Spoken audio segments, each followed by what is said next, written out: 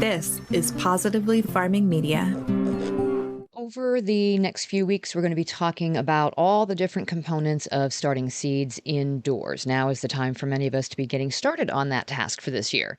But before we even get into what soils and containers and lights and stuff that you might need for that task, let's talk about flower seeds.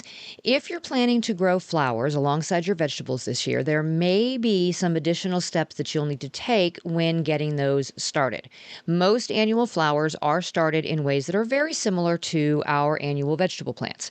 But some flowers are trickier to start, especially perennials, and some can't easily be started from seed and they need to be propagated using other methods. Today on Just Grow Something, we're going to talk about the easiest flowers to start from seed and those special flower seeds, the ones that need a little more time and attention than our standard annuals. Let's dig in. Hey, I'm Karen. I started gardening in a small corner of my suburban backyard, and now 18 years later, I've got a degree in horticulture and operate a 40-acre market farm. I believe there is power in food and that everyone should know how to grow at least a little bit of their own. On this podcast, I share evidence-based techniques to help you plant, grow, harvest, and store all your family's favorites. Consider me your friend in the garden. So, grab your garden journal and a cup of coffee and get ready to just grow something.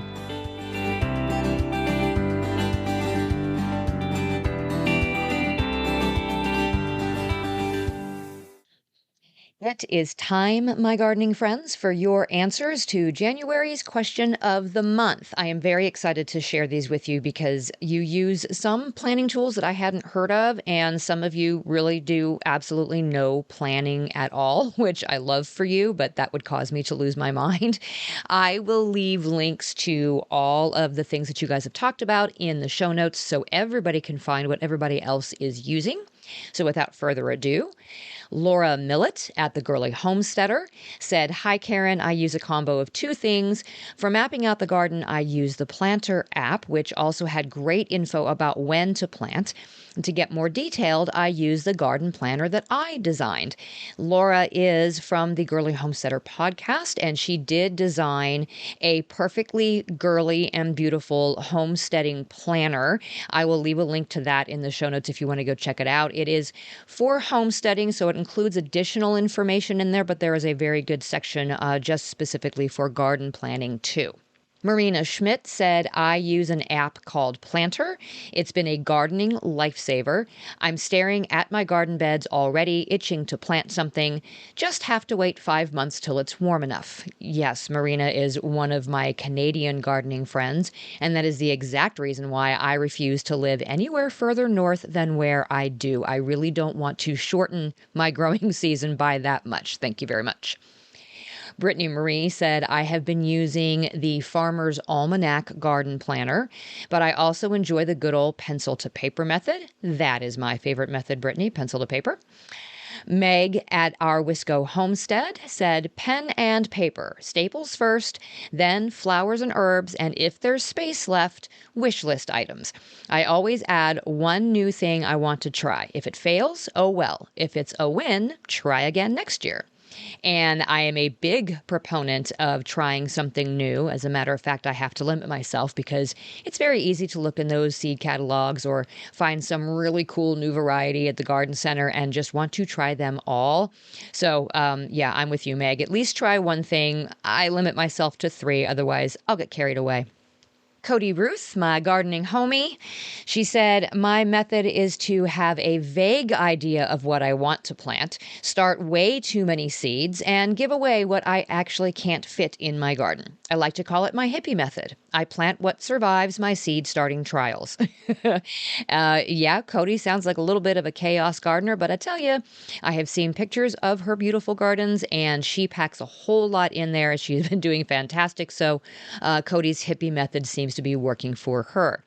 Monica Baker says, "This is my first year properly planning my garden, and I'm using a paper printout of a garden planner. It allowed me to customize what I want to record without any extras I won't use. I also included a complete 2024 calendar to make it easier to know the dates I should start seeds, transplant, etc."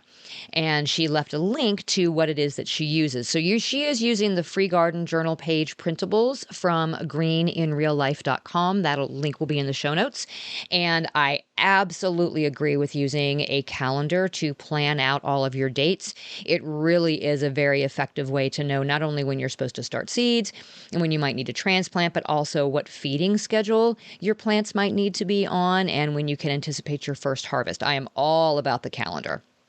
And finally, Amanda at Durrell Family Farmstead said, first, I sit down and review notes about what I did last year. I keep notes and charts about when and where I planted things, what problems I had, lessons learned by failure, and in quotes, she said, learning opportunities. I consider what we actually ate versus what got wasted, as well as inventory my canned goods to see what we are using, out of, and not using. Then I draw out new charts, figure out the required crop rotations, and decide what crops to increase, decrease, and add new. I usually have some sort of experiment going. Last year, I tried more companion planting during the growing season and put a winter rye crop in the fall. I also inventory my seed stash this time of year, as well as order new. So my answer to this question is that Amanda sounds like my garden twin. I am a planner and I love pencil to paper. I review all of my garden notes from the previous year. I make more notes about what we need in our pantry and in our storage, what we didn't go through really the year before, which varieties did poorly and which ones were superstars. And then I lay all of the crops out on the garden map, including my succession plantings and my interplantings. And then I put everything onto a calendar. This includes seed starting dates, the approximate transplant dates, dates when things have to be given amendments or when they get fed, and my first anticipated harvest for each of those crops. That calendar is detailed out from February through October, and that way there is absolutely nothing I forget to do later on in the season when things get overwhelming. I loved reading all of your responses. I hope you learned a little something from your fellow gardeners. Let's do this again. The question of the month for February is, what is your most successful crop and why? Now, this could be a very specific variety of tomato that outproduces all the others in your garden, or just the one that you love the most, and therefore you feel it's the best thing that you grow. It could be that you grow, without fail, the best spinach anyone has ever tasted, even if you have no idea how you do it, or if you have a secret soil ingredient, share that with us. I once had a customer accuse me of putting sugar in my soil because our cucumbers were so sweet. Whatever you consider your most successful crop in whatever way you consider it successful, send me an email, post it to Facebook, or slide into my DMs. You have until February 29th to get me your answer. I cannot wait to hear. Maybe we'll all find a new favorite to add to our gardens this year. So what is different about starting flower seeds for our garden? Well, it depends on the flower. For the majority of flowers, whether they're annuals or perennials, if we start them from seed, we're generally going to follow the same basic tenets of indoor seed starting, just like we do for our annual vegetables. We're going to choose the right container. We're going to have a seed starting mix. We're going to monitor those germination temperatures and use heat mats if we need to. Avoid overwatering, but make sure we're keeping them moist enough. And then once the seedlings sprout, make sure that we've got adequate light exposure, keeping our lights at the right height for growing those really strong seedlings. And we're going to add some airflow for those seedlings as they grow on. Now, over the next 2 weeks, we're going to talk about grow light options and seed starting soils. But for now, let's just say that for our easiest flower seeds, nothing is going to be any different than what we're doing for our veggie starts. Now, when I say easiest, I just mean that these flowers don't really need any sort of special process to start them from seed other than our usual indoor seed starting standards. They germinate fairly readily. They grow on pretty easily. They generally don't suffer from too much in the way of transplant shock. Many of these can actually be directly sown out in the garden. So you don't have to worry about indoor seed starting. Of course, this is going to depend on your climate. So pay attention to the seed package and what is listed on it for the preferred germination temperature and number of days to maturity. You want to kind of base your timing for outdoor seed starting on what your local climate is, what your frost dates are. Make sure that you have the right type of soil in your garden for that seed to start appropriately. And then make sure you also have some way to protect those little baby seedlings from insect pests when they are super tiny and they're just sprouting up in the garden. Otherwise, you can absolutely start these seeds indoors. And the easiest ones for me are things like zinnias, marigolds, cosmos, bachelor buttons, calendula, sweet peas. Sunflowers I put on this list. The only caveat to that is if you can directly sow them out in the garden, they are going to prefer that because they have a deep taproot. So they might suffer some transplant shock if you have to start them indoors. But if you have a short season and you need to get them going early, start them in as large of a container as you can so you don't have to transplant them more than once. And you'll have a large mass of soil to transplant directly out into the ground so that you're not having to disturb that taproot so much. Other than that, sunflowers do germinate very readily and they grow on very easily. And then the other two that I listed were alyssum and snapdragons. The only caveat to these ones is that they both require light to germinate. Now, Kathy Gormandy talked about the snapdragons in our episode last week. She was starting those in soil blocks. They are very easy to start, but again, you don't want to cover them or the alyssum with any soil when you plant them. They need that light to germinate. Other than that, all of those seeds can be started the exact same way we start our annual vegetable plants. Now, it's not just annual flowers that can be started from seed. We can also start perennials, certain perennials. Some of the popular perennials that are candidates for indoor seed starting are things like black-eyed Susans or Rudbeckia, coneflowers, also called echinacea, lupines, bee balm, coreopsis, Shasta daisies, foxgloves, and balloon flower. Now, not all of the flowers that we want to start from seed are as straightforward as our annual vegetables, though. And some of the ones that I just mentioned benefit from maybe an extra step or two. The first of these is scarification. Some seeds have a hard coating surrounding them to prevent them from germinating in poor weather conditions. In our area, we often see desperately cold winter temperatures followed by perfectly balmy, unseasonably warm days.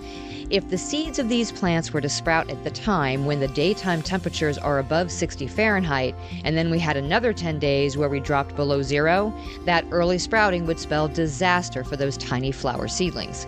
The hard coating on some seeds ensures that the seeds sprout at the optimal time to ensure survival. This means something has to break down that outer coating to allow that seed to germinate. Natural scarification occurs over time, usually throughout the winter season as the ground goes through its natural freeze-thaw cycle. Eventually, the outer coating is weakened enough to let water and air in, which leads to germination. This is incidentally also what happens when a bird eats a flower seed and then poops it out in your garden later. Scarification. Now, there are plenty of types of seeds that benefit from scarification. A lot of them are perennials, things like our butterfly weed, lupine, moonflowers, columbine, Joe Pye weed. But there are some annuals that also benefit from scarification, things like nasturtium, milkweed, and morning glory. Now, there are 3 different methods for scarification: mechanical, chemical, and thermal. Mechanical just involves physically opening the seed coating somehow to allow the air and the water to enter. Chemical involves using something like sulfuric acid to weaken the seed coating and encourage that germination. And then thermal involves just brief exposure of the seeds to some hot water to break down that outer coating. Scarification is not difficult. There are 3 really easy ways that you can do this. The first is to just soak the seeds in water for 24 hours to help break down that outer coating. You could also use sandpaper or a nail file to just gently rub a spot on the outer coat and break it down a little bit. And then you can use the thermal method by simmering a pot of water to just about 180 degrees Fahrenheit, turning off the heat, and then dropping the seeds in and just leaving them sit there until the water has cooled down. Exposure to the hot water will break the coating down enough to do the job. Whichever method you choose to use, be gentle enough that you don't damage the interior of the seed. We just need one spot where the water and the air can get in. So do your filing or your rubbing gently. And then plant the seeds right away after scarification so that they don't get overexposed and become unviable before planting.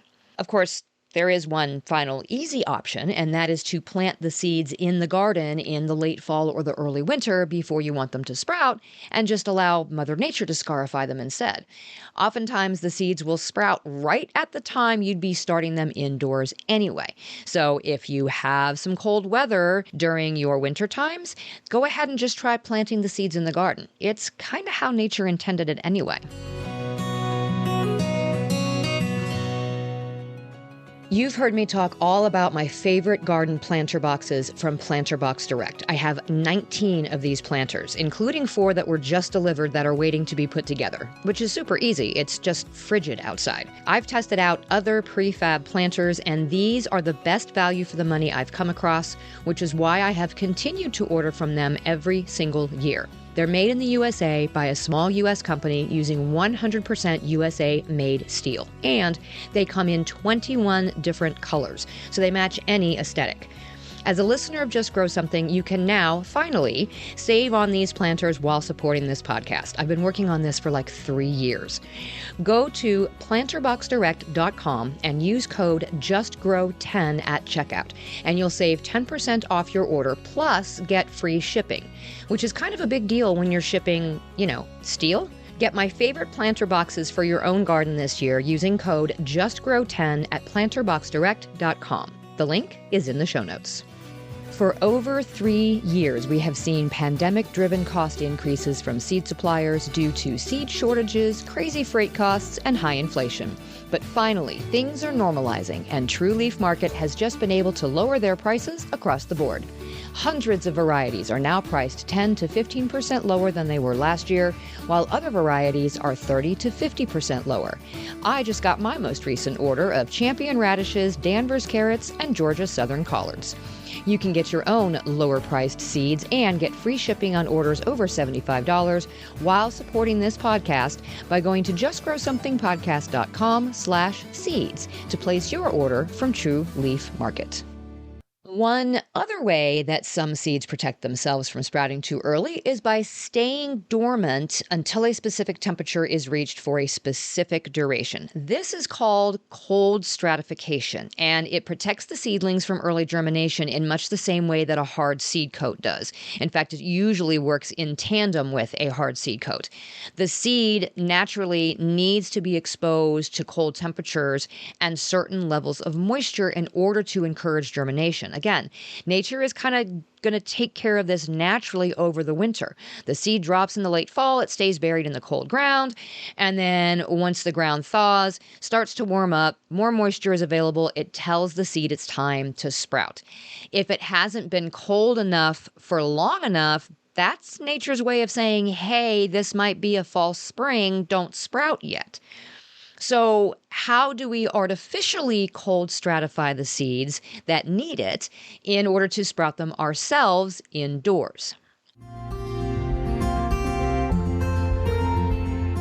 Place the seeds in a plastic bag with a damp medium of some sort. Small seeds can be sprinkled onto a damp paper towel. Larger seeds should be placed in something like peat moss or vermiculite. You want the environment moist but not soaking wet. Puncture the bag with a few holes or just leave the top partially open for airflow. Place the bag in your refrigerator. Ideally, these seeds should remain at a temperature of 40 degrees Fahrenheit or below for at least a month. But this time length will vary based on the seed, so make sure you reference the seed packet or look it up online if these are seeds you've collected yourself. Be sure to check on your seeds once a week to check for mold and to be sure the medium is still moist. sometimes the seeds will sprout in the bag and you'll need to get them planted right away. This is more likely to happen if your fridge is kept on the warmer side. The colder the fridge, the less likely they'll sprout early. I do not suggest using your freezer for cold stratification because not all seeds can handle temperatures that far below freezing for an extended period of time and still remain viable. And of course, if you live someplace with cold winters, you can always just plant these seeds outside in the late fall or the early winter and allow Mother Nature to do the rest. So some candidates for cold stratification are things like lavender, balloon flower, rudbeckia, butterfly bush, coneflower, heliopsis, Joe pieweed, and hollyhocks. And there is one more way that we can start our garden flowers indoors, and it has nothing to do with seeds at all. Certain flowers are just more effectively propagated from cuttings rather than seeds. It's not to say they can't be grown from seed unless it's a hybridized variety. It just means that growing from seed can be tough or complicated, and cuttings are just the way to go for better success. So popular garden flowers that typically benefit from propagation through cuttings are things like geraniums, lavender, roses, fuchsia, salvias, which also includes our common garden sage, by the way, coleus, and dahlias. And dahlias we generally grow from a tuber, but if you don't have a way to split those tubers or you don't have enough, cuttings are definitely easier than trying to do them from seed. Now, one of the bonuses of growing flowers from cuttings is that the genetics remain exactly the same. You're cloning the plant when you root their cuttings, and this means it will be genetically identical to the one that you were growing. This is actually important if there is something you really like about the flower, say if it has a certain variegation to the leaves. Most variegation is actually a result of a genetic mutation, and that's not easy to get passed on properly from planting from seed. So, in this instance, you want to propagate through cuttings. So how do you start new flowers from a previous plant? By using cuttings. For most flowers like geraniums, the easiest thing to do is just snip a section of young growth.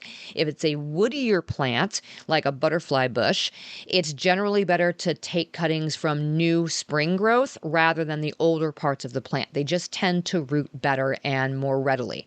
So to do this, you're going to make a clean cut of a 3 to 6 inch-ish section of healthy stem off of the plant. Remove any lower leaves and then place the cut end down into a small container of a moist seed starting mix or potting mix. Using a rooting hormone is optional, but if this is something that's notoriously difficult to root, then it doesn't hurt to use that hormone. You just dip the cut end into the hormone powder before sticking it into your potting mix. It's then a good idea to create a little makeshift greenhouse around the cutting by wrapping it loosely with some plastic wrap or covering it with a little plastic baggie. And then just put your cutting somewhere where it gets bright light, but indirect light. This is not the time to be using grow lights because they can be too intense for your cuttings. You want to keep the soil damp and then just wait for the plant to root. The alternative to this is to put your cuttings into a glass of water and then put it into a sunny window to encourage it to pull roots. You want to change the water every few days until you see those roots start to come out. Once you see the roots have gotten to be about an inch or two long, then you can just transplant the cutting into potting mix and continue as usual. This doesn't always work because some flowers just don't tolerate that amount of water and they'll tend to rot at the stem instead of starting to root. But if you try it this way and you see that that's happening, you can always pull the cutting from the water and just make a fresh cut above where it's rotted and then try the soil method instead. Using either of these methods, it could take just a few weeks for your cuttings to root, or it could take several months depending on the flower. Either way, you'll have an exact duplicate of the original flower and no seed starting needed.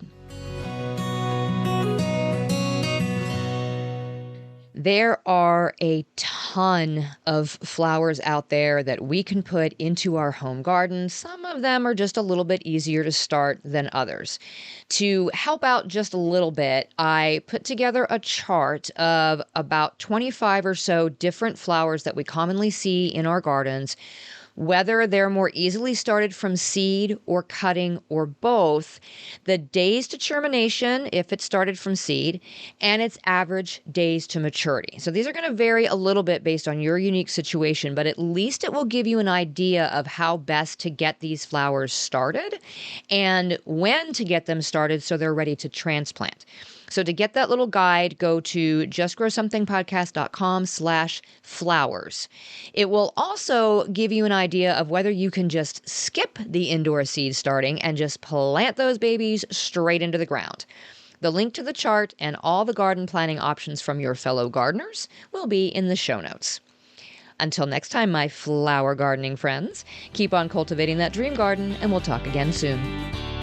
Thanks for listening to another episode of the Just Grow Something podcast. For more information about today's topic and to find all the ways you can get in touch with me or support the show, go to justgrowsomethingpodcast.com.